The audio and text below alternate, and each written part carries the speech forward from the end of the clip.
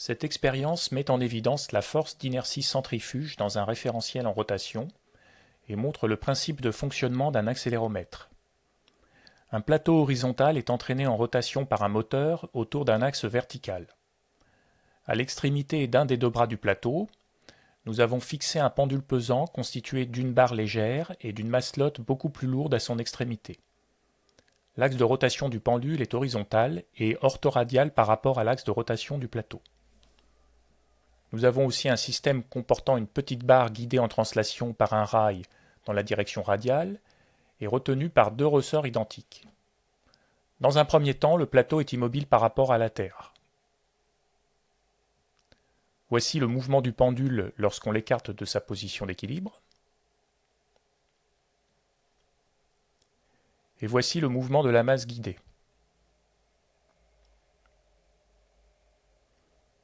Dans les deux cas, le retour à la position d'équilibre se fait très rapidement.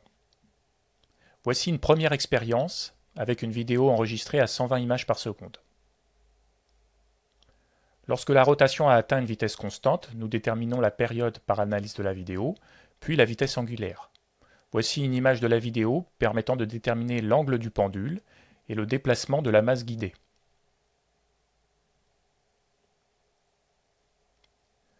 Voici une deuxième expérience, réalisée à une vitesse un peu plus grande.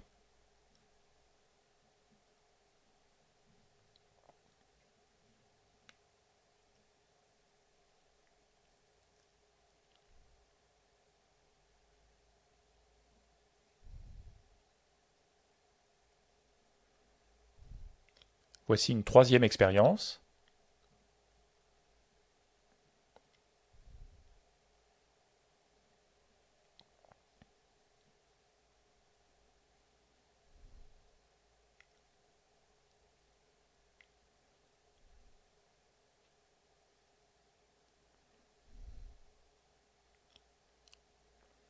Voici une quatrième et dernière expérience.